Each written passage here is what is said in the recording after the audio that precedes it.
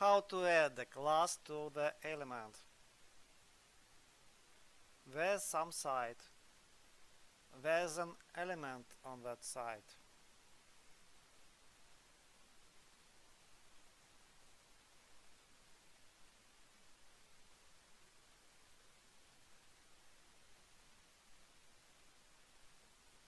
There's a class named orange.